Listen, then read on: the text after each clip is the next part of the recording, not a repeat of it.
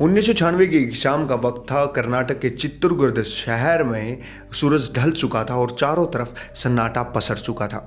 एक 17 साल की लड़की अपने बाप के साथ बाजार से घर लौट रही थी। रास्ते में एक दुकान पर लड़की का पिता रुका कुछ सामान लेने के लिए और लड़की से कहा, बेटी तुम आगे चलो, मैं तुम्हारे पीछे पीछे आता हूँ।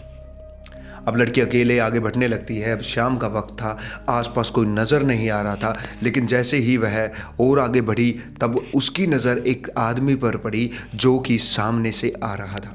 उस आदमी ने टोपी पहन रखी थी और उसकी चाल में अब कुछ अजीब सा लग रहा था। इसलिए लड़की को भी थोड़ी अजीब सी घबराहट महसूस होने लगती है, लेकिन वह अपने कदम बढ़ाती रहती है। जैसे जैसे वो आदमी नज़दीक आता है, लड़की का दिल तेज़ी से धड़कने लगता है। वो आदमी उसके पास से होकर गुजर गया। तब जाकर लड़की ने थोड़ी सब्र की सांस ली, लेकिन फिर अगले ही पल लड़की को महसूस हुआ कि वो आदमी उसका पीछे से पीछा करने लगा।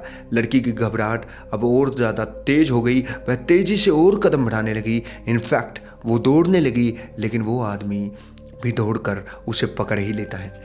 अब वो आदमी उसे पकड़ करके उसके गले पर दबाव डालना शुरू कर देता है, चिल्लाना, ताकि वो चिल्ला ना सके। लड़की ने पूरी ताकत लगा दी, लेकिन वो आदमी उसके ऊपर अब तक हैवी हो चुका था। जैसे ही उसने दबोचा, लड़की ने उसकी टोपी को खींचकर उसके चेहरे को साफ तौर पर देख लिया कि कौन है, और अब वह उसे अच्छे से पहचान चुकी थी। तभी अचानक से लड़की का पिता पीछे से आता है और उस आदमी के सर पर पत्थर मार देता है। इससे लड़की को थोड़ी हिम्मत मिली और उसने भी पास पड़े एक पत्थर को उठाया के आदमी के सिर पर दे मारा, जिससे उसे काफ़ी गंभीर चोट लगी और वह जान बचाकर वहाँ से भागा। जिसके बाद लड़की के जो पिता था वो उसे लेकर घर पर जाता है सही सलामत। और वह आदमी कौन था और क्यों उसने लड़की के ऊपर हमला किया, यही सवाल खुद उस लड़की के मन में और उसके पिता के मन में भी दौड़ रहा था, जैसे कि आपके मन में। जी हाँ, हम बात कर रहे हैं निहाती सीरियल किलर उमेश रेड्डी की, जिसने अपने दशक में पूरे बोर को दहशत में डाल रखा था। तो फिर स्वागत है आप सभी का हमारे नए एपिसोड मौजी क्राइम स्टोरीज में। उमेश रेड्डी का जन्म 1969 में कर्नाटक के चित्रदुर्ग जिले के बसपा मिलिंगा गांव में हुआ था। वह बचपन से ही चोरी चकारी करने में माहिर था। वह खेतों से फसलें चुराता, बकरियां चुरा करके दूसरे गांव में बेच आता था।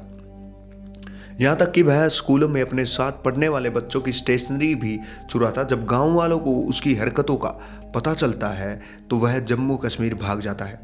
वहाँ जाकर उसने किसी भी तरह से सीआरपीएफ की सेंट्रल रिजर्व पुलिस फोर्स में नौकरी पा ली थी, जहाँ पर उसकी पहली पोस्टिंग एक कमांडेंट के घर के गार्ड के रूप में होती है। एक दिन जब कमांडेंट की बेटी घर पर अकेली थी तो वो उमेश ने मौका देखकर उसके साथ जबरदस्ती करना शुरू कर दिया।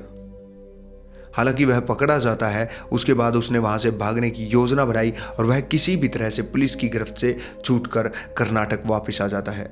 वहां से उसने 1996 में डीएआर में भर्ती हो गया, लेकिन यहाँ पर भी वह बहुत ही जल्द अपने असली रूप में आने लगा था। जब डीआर में भर्ती होने के जस्ट 2 महीने बाद ही उसने एक दिव्या नाम की महिला को अपना शिकार बनाया। उमेश रेड्डी अक्सर दोपहर के समय ही महिलाओं को अपना शिकार निशाना बनाता था। जब आसपास कोई देखने वाला नहीं होता, उसने दिव्या पर बीच रास्ते में हमला किया, उसे घसीटकर गाड़ियों में लेकर के गया और फिर उसके गहने और उसके कपड़े, यहाँ तक कि उसके अंदर के गारमेंट्स को भी छीनकर वहाँ से भाग गया, जिससे दिव्या काफ़ी डर जाती है और इसीलिए ना वो पुलिस के पास जाकर के अपनी शिकायत दर्ज करवाती है और ना ही किसी से कुछ भी कह पाती है। इस घटना के बाद उमेश ने कई सारी महिलाओं को इस तरीके से निशाना बनाया। उसका खौफ अब इतना बढ़ चुका था कि महिलाएं अब अपने घर से निकलने तक से डरने लगी थी। घरों के बाहर मजबूत ग्रिल भी लगवाना शुरू कर दिया ताकि महिलाएं घर में सुरक्षित रह सके। 6 दिसंबर 1996 को उसने एक 16 साल की लड़की पल्लवी के साथ घिनौना अपराध किया। उसने पहले उसके साथ दुष्कर्म किया और उसे मार डाला। उसके बाद उसके कपड़े और गहने और अंडरगारमेंट तक सबको चुरा लिया और इस घटना के बाद इलाके में और भी ज़्यादा दहशत फैल जाती है। पुलिस को अब यह समझ में आने लगा था कि यह सारे अपराध कोई 10 व्यक्ति नहीं, एक ही व्यक्ति कर रहा है, क्योंकि हर घटना में एक समानता थी। हमलावर हमेशा पीड़िता के गहने और अंडरगारमेंट चुरा लेता था और उसे बिना कपड़ों के वहां पर छोड़ देता था। 22 जनवरी 1996 को चित्रकूट में गणतंत्र दिवस की परेड चल रही थी, तैयारी चल रही थी। वहीं गीता नाम की लड़की भी मौजूद थी। उसने उमेश रेड्डी को वर्दी में देखा और तुरंत पहचान लिया कि ये वही आदमी है जिसने उसके ऊपर हमला किया था। फिर उसने पुलिस को सारी बात बताई। पुलिस ने उमेश रेड्डी को गिरफ्तार कर लिया, लेकिन सबूतों की कमी के कारण वह बच निकला। 1997 से 2002 तक पुलिस ने उसे 5 बार गिरफ्तार किया, लेकिन वह हर बार भागने में कामयाब हो जाता है। एक बार तो उसने पुलिस वालों की जंजीर से खुद को छुड़ाने के लिए उसके ऊपर पेशाब तक कर दिया था।